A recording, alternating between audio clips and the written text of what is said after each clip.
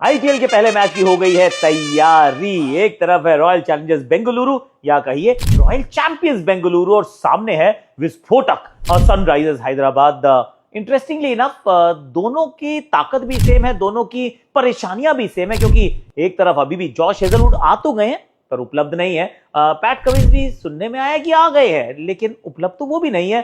तो कौन करेगा फास्ट बॉलिंग, क्या रहने वाली है चुनौतियां चिन्ना स्वामी के मैदान से, क्या की जाए उम्मीद इज दी ओपनिंग एनकाउंटर। चलो भैया करते हैं दोनों टीम्स की इस मुकाबले की बात।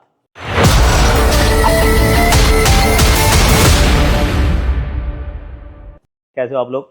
आई रियली होप कि आप अच्छे होंगे और आप भी मेरी तरह ही इतने एकदम प्रॉपर्ली एक्साइटेड होंगे for this phenomenal game to start the season with, क्योंकि अब सीजन की शुरुआत होने की बारी आ चुकी है। इंतजार था वो समाप्त हो चुका है। वो जो सेल परचेज है वो खत्म हो चुकी है। अब सिर्फ एक ही चीज पे फोकस होने वाला है, वो ये कि कैसे रहेंगे मुकाबले।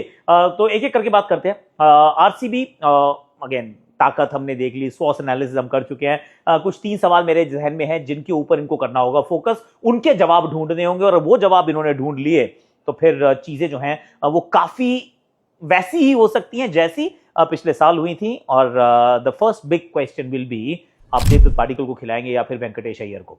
And this is a big question, I will tell you why.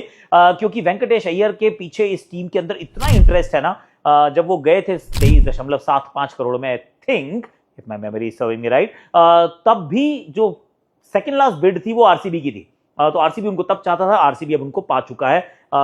MP से आते हैं, एमपी के लिए खेलते हैं, रजत पाटीदार वहीं के हैं। तो फिर शायद वो छोटी सी एक एफिनिटी भी है इस समय। तो बहुत टेम्पटिंग ऑप्शन है कि यार बॉलिंग भी करेगा, बैटिंग भी करेगा and all of that. Even though जो अभी पूरा डोमेस्टिक सीजन रहा है एकदम ठंडा रहा था, पर ठंडा तो एक्चुअली रजत पाटीदार का भी रहा है। पर बिग क्वेश्चन, देवदत्त पाटिकल और वेंकटेश अय्यर।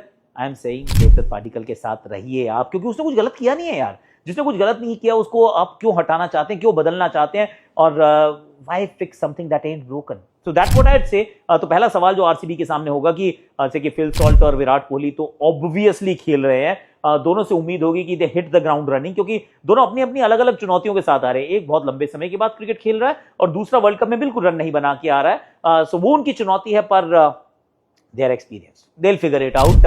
3 नंबर बैटिंग कौन करेगा, डीडीपी या Venkatesh Iyer? I think will be a big question and I will tell you one more thing, क्योंकि पहला मैच है ना। तो फिर इस समय जो आप डिसीजन लेते हैं वो सिर्फ इस मैच का नहीं होता, अगले 4-5 मैचेस का होता है। तो ये एक बड़ा डिसीजन जो है वो एक सवाल का जवाब देना आरसीबी को।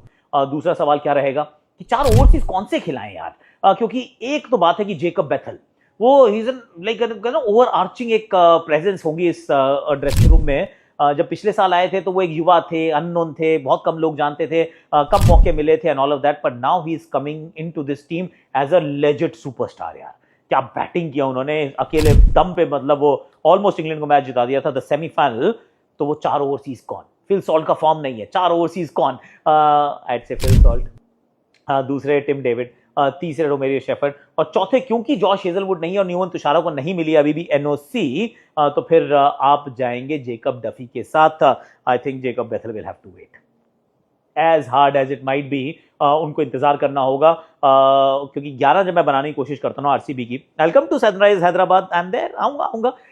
तो वो जब 11 बनाता हूँ तो उसमें मुझे Phil Salt, Virat Kohli, DDP, Rajat Patidar, Tim David, Jitesh Sharma, Romario Shepherd followed by Krunal Pandya, ये मुझे टॉप 8 नजर आते हैं। 9, 10 और 11 पे Bhuvneshwar Kumar, then Jacob Duffy, then Mangesh Yadav. That's my third question. वो जो तीसरा क्वेश्चन जो जवाब देना होगा रॉयल चैलेंजर्स बेंगलुरु को, यही है कि कौन सा भारतीय तेज गेंदबाज, क्योंकि यश दयाल नहीं है यार। और ये बिल्कुल मत कहना कि उनके ना होने से कोई फर्क नहीं पड़ता, क्योंकि जिसने भी आपके लिए अच्छा किया है, जिसने भी आपको ट्रॉफी जिताने में मदद की है, he did his job। so उनका ना होना is a problem, पर उस प्रॉब्लम का सोल्यूशन कौन है? लेफ्ट आर्म अगर करना है तो फिर बिल्कुल लेफ्ट आर्म आपके पास गए, यश दयाल, मंगेश यादव आ जाते हैं। और इंटरेस्टिंगली इनफ उनके लिए भी जो बिड थी ये 2 टीम्स ही कर रही थी, सनराइज हैदराबाद और बेंगलुरु। इवेंचुअली जाके बेंगलुरु उनको प्राप्त करती है और मंगेश ने कहा कि जब वो 5, 5.5 पे पहुंच गई ना बिड, तो मैंने कहा सनराइज हैदराबाद रुक जा यार, मुझे बेंगलुरु जाना है। तो eventually he is in Bengaluru और डीके ने कहा भी है कि वो एकदम तैयार है, नई गेंद से गेंदबाजी करने के लिए एकदम तैयार है। तो वो मुझे लगता है शायद रसिक सलामदार से पहले खेल जाए। 12वें खिलाड़ी होंगे Suyash Sharma. So this will be there playing 12, ऐसा मुझे लगता है। पिच कैसी होगी before I go to Sunrise Hyderabad? See ये बड़ा इंटरेस्टिंग है कि ये मैदान पे रेपुटेशन है कि बहुत सपाट पिच होती है, पर क्या हमेशा सपाट होती है? क्या रिसेंटली सपाट रही है? The answer to that question is no. इतनी सपाट पिच नहीं रही है यार। हालांकि इसी मैदान पे एक बार 287 बना दिए थे शायद हैदराबाद की टीम ने, पर अगर तो वैसी पिच होती है तो मजा आ जाएगा।